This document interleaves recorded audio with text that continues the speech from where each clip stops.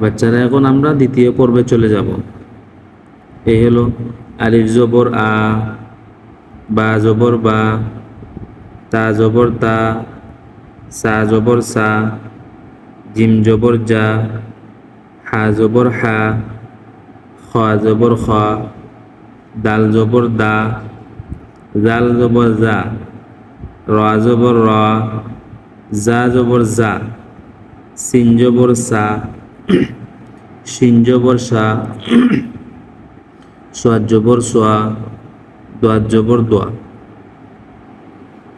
তোয়া জবর তোয়া, জোয়া জবর জোয়া, আইন জবর আ, গান জবর গা, ফা জবর ফা, কফ জবর কা, কাফ জবর কা, লাম জবর লা, মিম জবর মা, নু জবর না, ওয়া জবর ওয়া, হা জবর হা, হামজা জবর আ, ইয়া জবর ইয়া।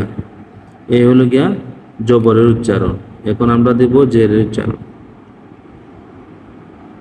আলিফ জের ই, এটা হচ্ছে আলিফ জবর আ, এটা হলো আলিফ জের ই, বা জের বি, তা জের তি, সা জের সি, জিম জের জি, হা জের হি, খ জের খি, দাল জের দি, জাল জের জি, রা জের রি, জা জের জি, সিন জের সি, শিন জের শি, সোয়াদ জের সি, দোয়াত জের দি,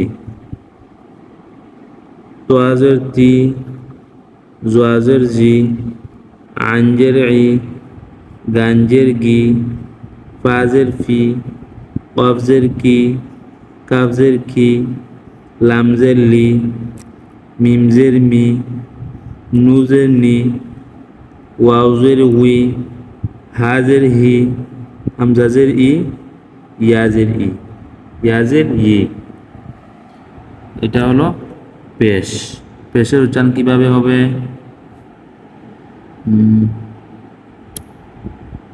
আলিফ পেশ উ। আরেকটা কথা মনে রাখবা, আলিফের উপরে জবর কিংবা জের হয়ে জবর অথবা পেশ হলে হামজা হয়ে যায়। হামজা পেশ উ, বা পেশ বু, তাপ পেশ তু, সাপ পেশ সু, জিম পেশ জু, হাফ পেশ হু, খাপ পেশ হু, দাল পেশ দু, জাল পেশ জু, রাব পেশ রু, জাব পেশ জু, সিন পেশ সু, শিন পেশ সু, সোয়াদ পেশ সু, দোয়াত পেশ দু, তোয়াব পেশ তু, জোয়াব পেশ জু, আইন পেশ উ, গাইন পেশ গু, ফাপ পেশ ফু, কফ পেশ কু, কাপ পেশ কু, লাম পেশ লু, মিম পেশ মু, নু পেশ নু, ওয়াও পেশ উ, হাফ পেশ হু, হামজা পেশ উ, ইয়া পেশ ইউ। এটা হলো পেশের উচ্চারণ।